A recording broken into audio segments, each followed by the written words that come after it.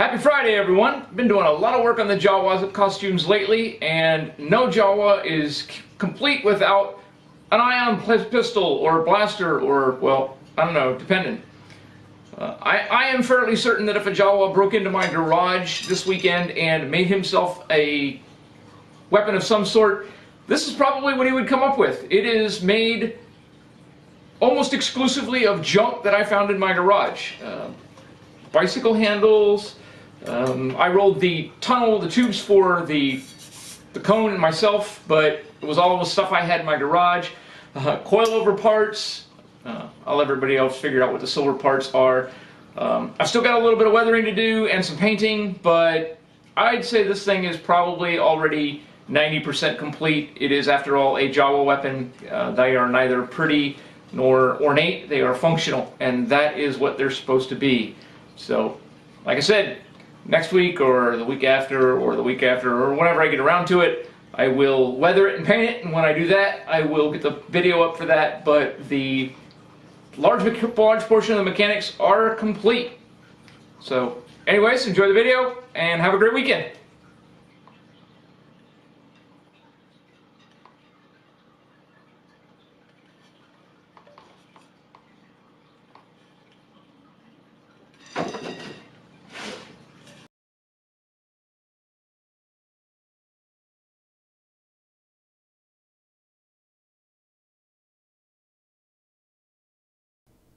So I started out by drawing approximately what I thought the Jawa blaster should be, size and proportion wise. Used a couple of pictures and then went from there. Once I had the approximate dimensions, I went online and found a cone calculator that lets you calculate the angles and dimensions that you need to transfer a cone from a flat surface to a cone.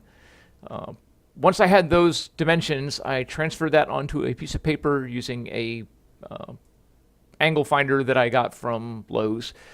You made two separate cones, a small one for the back half and a larger one for the front. Created those on butcher paper, then cut the butcher's paper out and transferred that to sheet metal.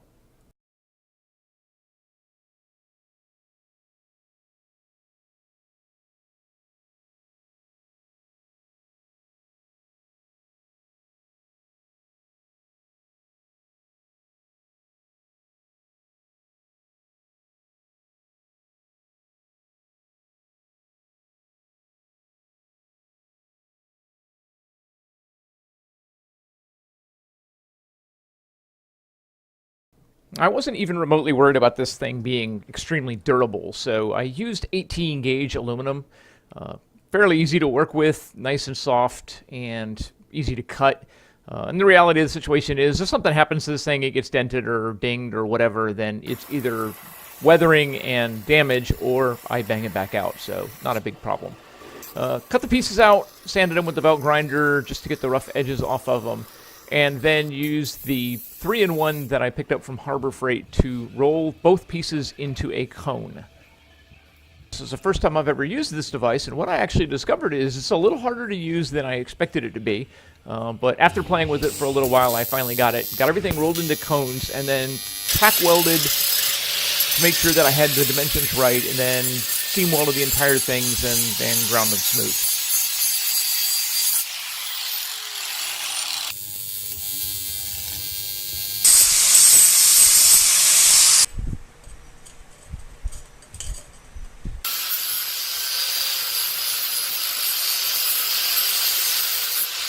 Once I had everything ground down, I joined the two cones together. I was originally planning on putting a spacer in there and then changed my mind. And then cut a longer piece that I rolled in half. I eventually intend to make two of these. And so I cut the piece that I made in half, and so they'd fit inside the coilovers. Then took a piece of 3/16" bar stock, rolled it into a round piece that I could use to put the nutsert so there was some stability in there, and that's going to be where the front connecting rod joins. Once I had everything together, welded together and stuff, welded the stiffening brace in and ground down all of the welds for the entire thing. Drilled the hole where the nut insert goes so I can insert the nut, and then, like I said, that's going to be the front part of the connecting rod that will join the main body. traced out the stock with a Sharpie so that I could transfer that to another piece of paper that I could cut up, because I wanted to keep the original sketch intact for now until I get the second one built. Then drew it out, found a couple pieces of oak that we had used with a previous project. They were left over. Traced the pattern onto the oak as best I could. It was a little short, but I made do. And put a lot of Elmer's Extreme X-Game glue, I guess. I don't know. Anyhow, I've never tried it, so I figured I'd give it a shot. But put a whole bunch of that on there and glued and clamped the pieces together and then left them overnight.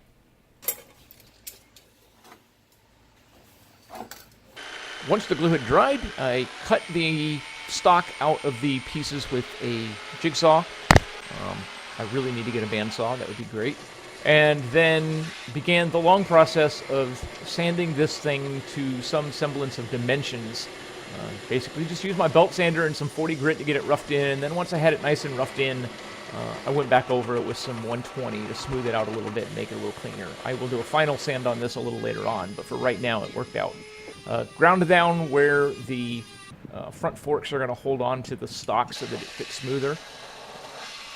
Clamped a couple pieces of 1/4-inch aluminum flat bar together, ground the radius, then ground the edges, TIG welded everything together, ground that nice and smooth, cut it down into a nice straight edge on the bandsaw, and then drill a hole where the front bolt will go through the bottom of it to mount to the body.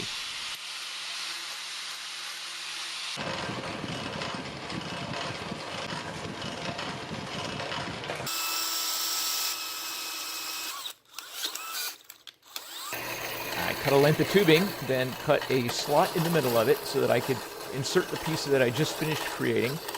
Stuck that in there and then hammered it flat and TIG welded it all together. Once I had it all TIG welded together, I ground it smooth. Or, well, somewhat smooth. I left it kind of profiled and lumpy.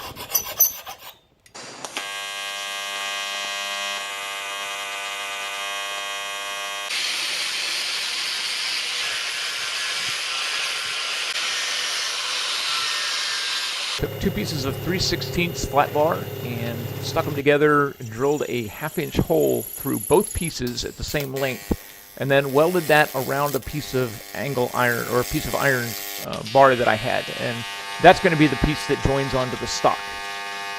Welded that together, ground it smooth, and don't show it, but then I welded the aluminum rod that went through there on from the inside.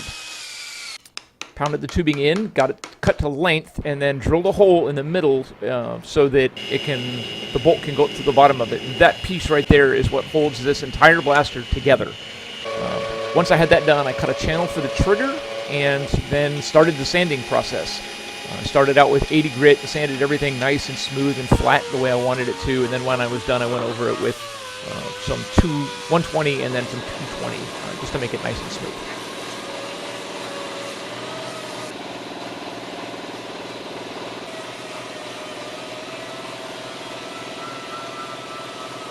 Forgot to record it, but I stained it and then I beat the stock up a little bit with a combination of some threaded rod, file, and some chain, and basically just made some indentations in it, and then filled in some of them with a little bit of Sharpie and wiped it off.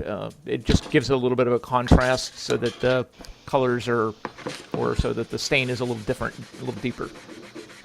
Scuffed it in a few places, filed it in a few places, just again to give it a little bit more worn dimension look.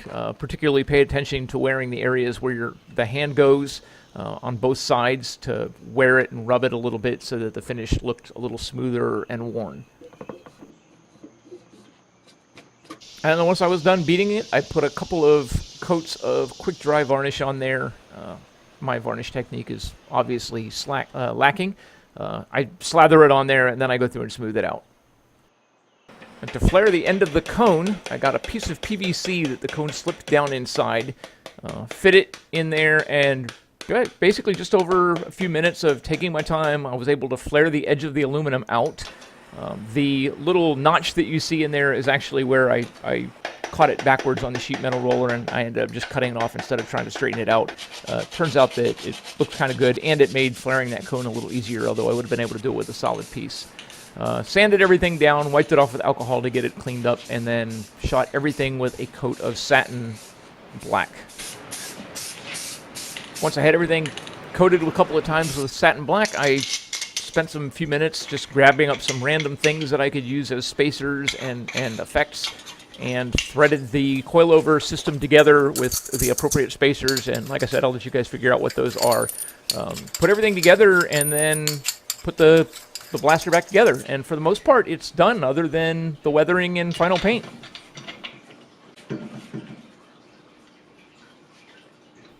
Building this out of random junk in my garage was a lot of fun. Really looking forward to doing the second one. But anyways, hope you enjoyed the video, and thanks for watching.